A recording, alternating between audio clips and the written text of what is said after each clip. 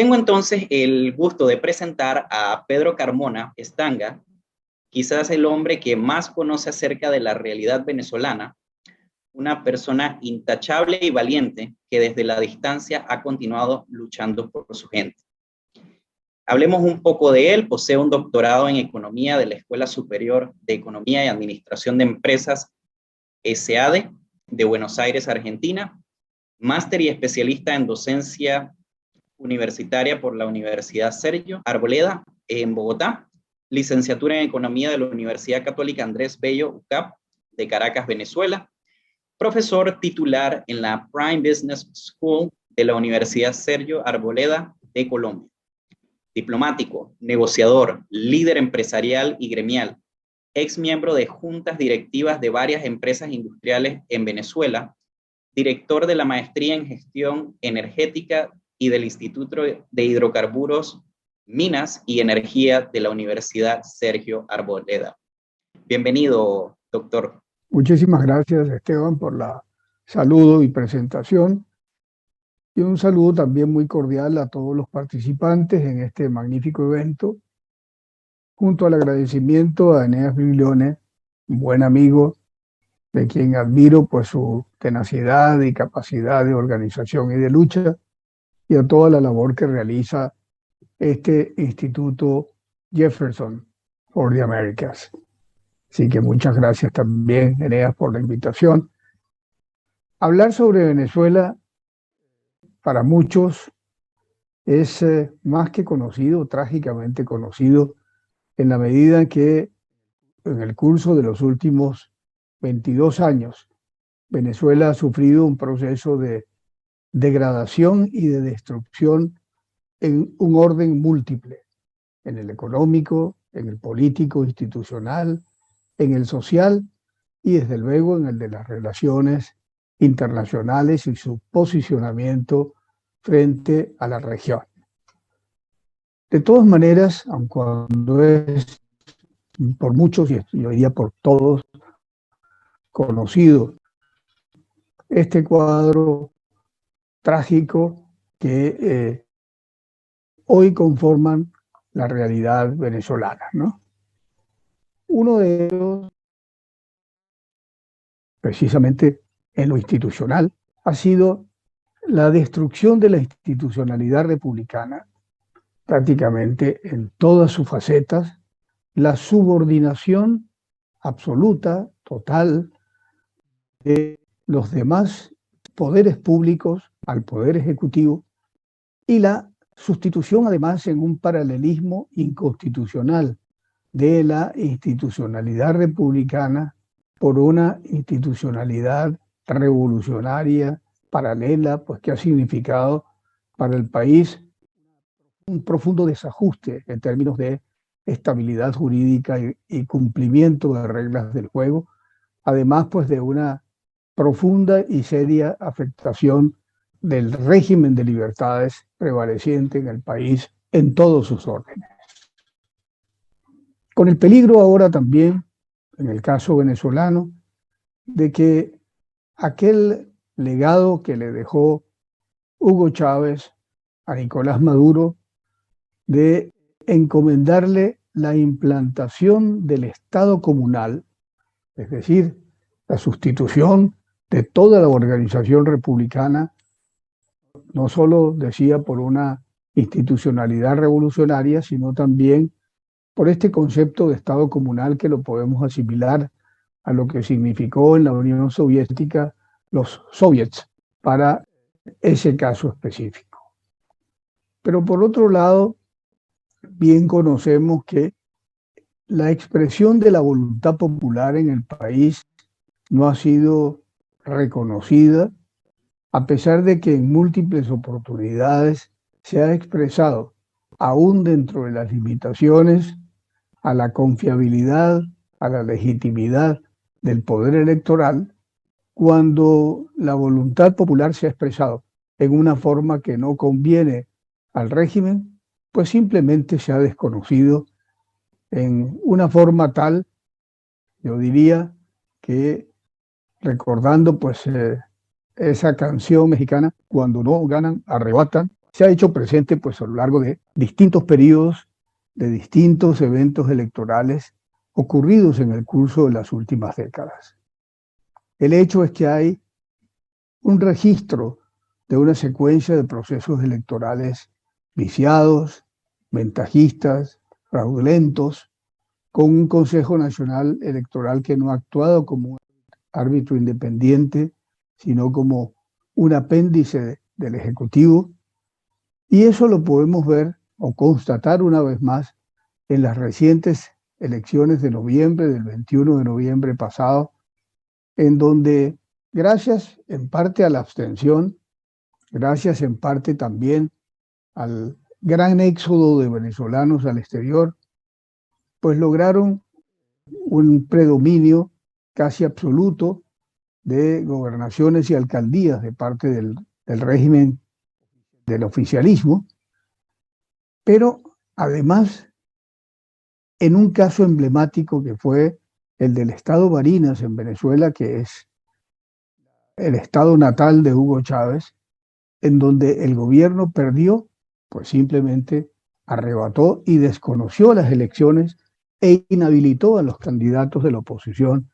como lo ha hecho, repito, en distintas oportunidades, o como en el pasado, en uno de los estados fronterizos con Colombia, el estado Táchira, cuando ganó la gobernadora actual de la oposición,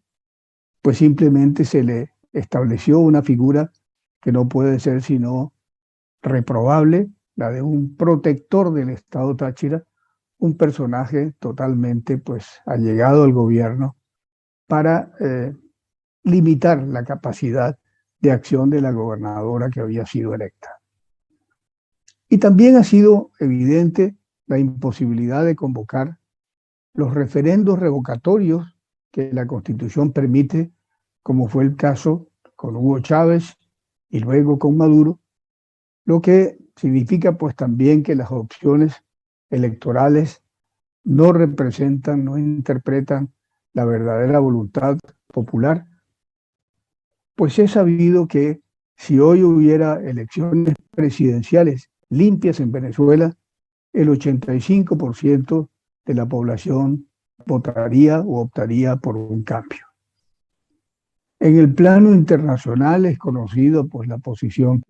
que han asumido la Unión Europea de desconocimiento de la legitimidad de varios procesos electorales y las sanciones impuestas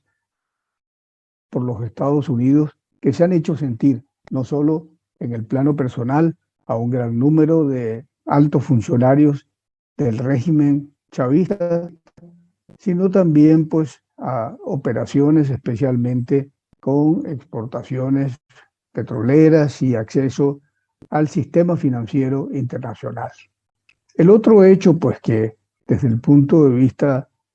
institucional preocupa es la violación sistemática de los derechos humanos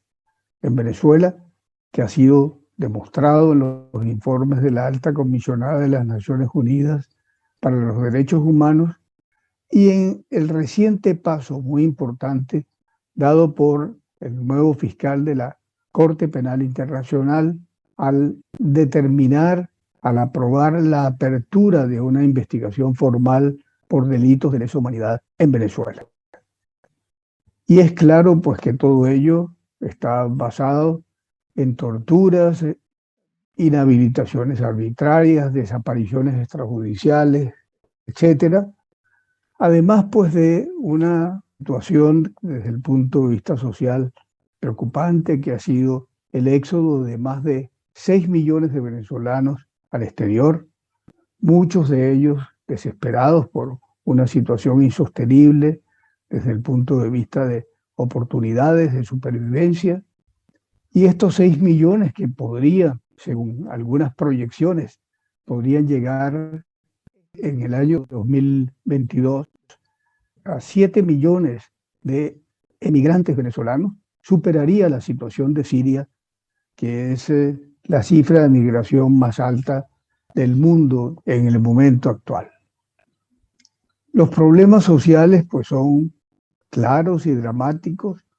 una pobreza total del 94%, según una encuesta de la Universidad Católica Andrés Bello, con pobreza extrema del 76%. Las cifras de lo social son verdaderamente dramáticas, no solo por el éxodo de venezolanos al exterior, un éxodo que no tiene precedentes en América Latina,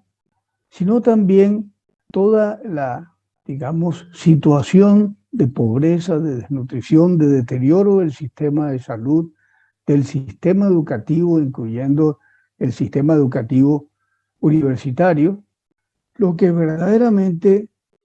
implica que una recuperación futura del país, a pesar de Venezuela ser un país viable en lo económico, pues desde luego tomará tiempo y esfuerzo, que será una de las partes de conclusión que ya les transmitiré.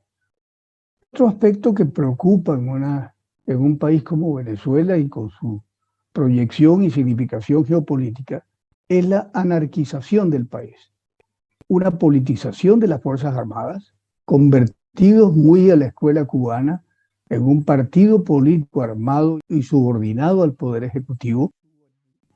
violando los principios fundamentales de la Constitución, que establece pues la independencia política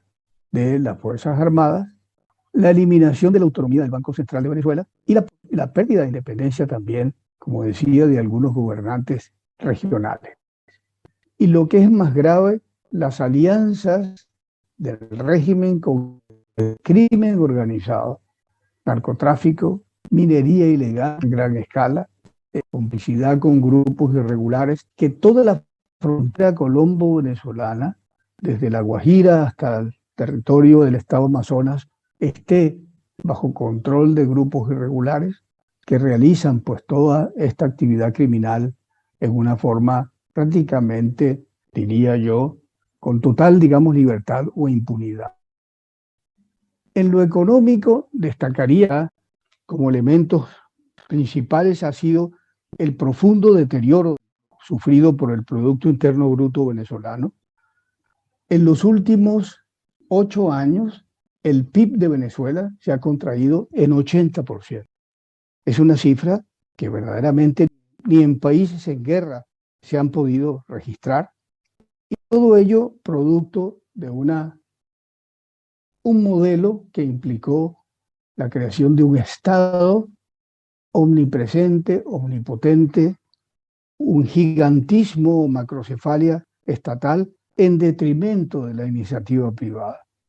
Y esto, pues, les puedo decir, pues lo viví más que directamente en la dirigencia gremial que me correspondió el honor de cumplir en Venezuela, desde la presidencia de la Federación de Cámaras de Comercio y Producción del país hasta la Confederación de Industriales de Venezuela. Pero el hecho es que no hay exportación no tradicional, no petrolera. Se destruyó el sector, las joyas de la corona, el sector petrolero, Petróleos de Venezuela. En la actualidad, de una producción de 3.400.000 barriles diarios que existía en el año 1998, apenas hay una producción de unos 600.000 barriles diarios. Y las empresas básicas del Estado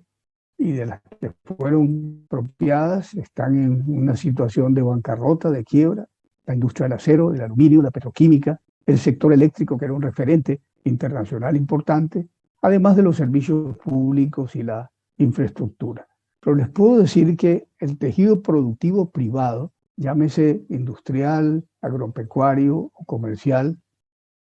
sobrevive apenas en un 20% del número de empresas que existía en el país en 1998 y trabajando a una bajísima capacidad. Es decir,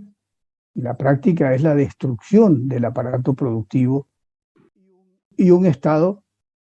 ineficaz y totalmente, pues, incompetente. Se ha producido una dolarización de facto de la economía que ha generado,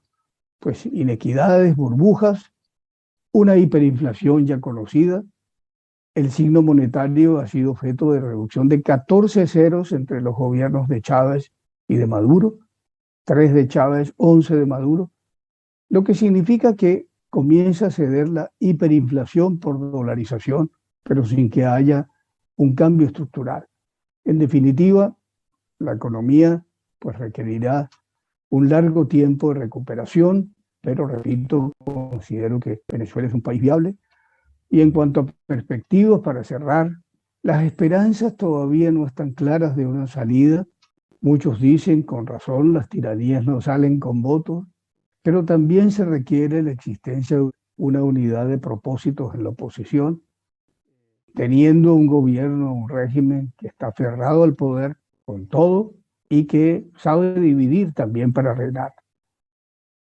Habrá que contar, pues, en su momento con todas las fuerzas que asuman un papel más unitario en la búsqueda, pues, de este cambio y, entre tanto, una gran amenaza, pues,